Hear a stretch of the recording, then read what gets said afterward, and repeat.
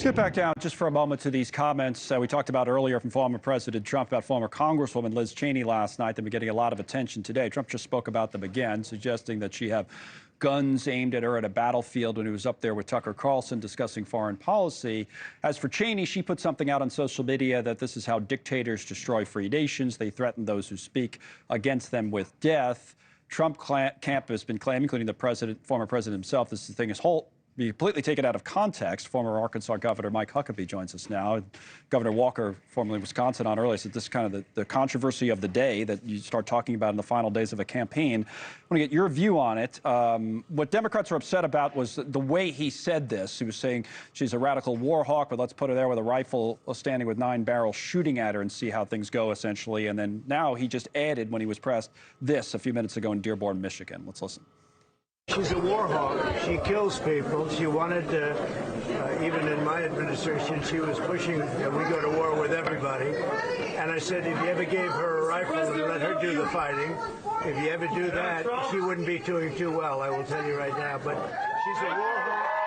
She wants to go kill people unnecessarily. And if she had to do it herself and she had to face the consequences of battle, she wouldn't be doing it. So it's easy for her to talk, but she wouldn't be doing it.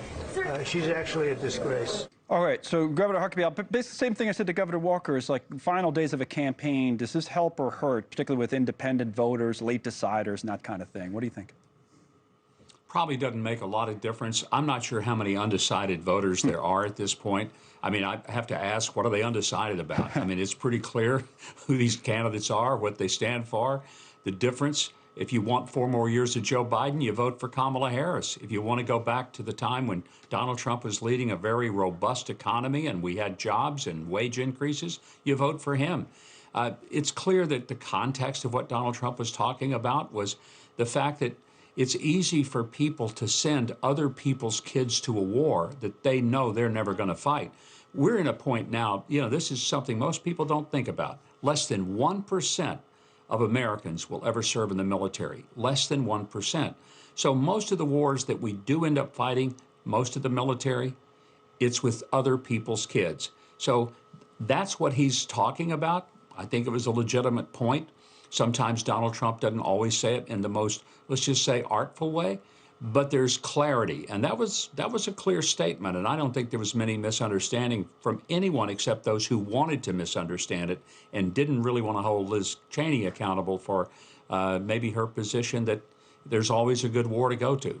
Well, the other thing that's come up in these final days a lot, not just in the final days, but is the gender gap in this election. People looking at the early vote, and women have been turning out in a big way. And, the comment, your daughter, who's, of course, the governor of Arkansas, your daughter Sarah got involved in this the other day. She used to, of course, work for Trump as his press secretary with these comments. Mark Cuban, who's this Harris surrogate, had made saying something to the effect of Trump, you never see him surrounding himself with strong, intelligent women. And Governor Huckabee, current one, said this. Let's listen. Mark Cuban just said there are no strong, intelligent women around President Trump. It's a disgusting lie. And it's pretty funny coming from Democrats who can't even tell you what a woman is. I worked for President Trump for 2.5 years. Democrats tried to tear me down. President Trump empowered me and every other woman in America. So coming to the defense of her old boss, but as you know, the gap could be something that if Harris is going to win this election, and again, we have no idea who's going to win, this would probably be why, the strength of the women voters. Connell, it's interesting. Donald Trump put more women in high-level positions than anyone in history. I mean, to say that he's never had strong and intelligent women around him is just laughable on its face. Mark Cuban is trying to walk it back and pretend he didn't say it like that, but he did. It was a statement that burst out of his mouth, and it shows that he really wasn't engaging his brain.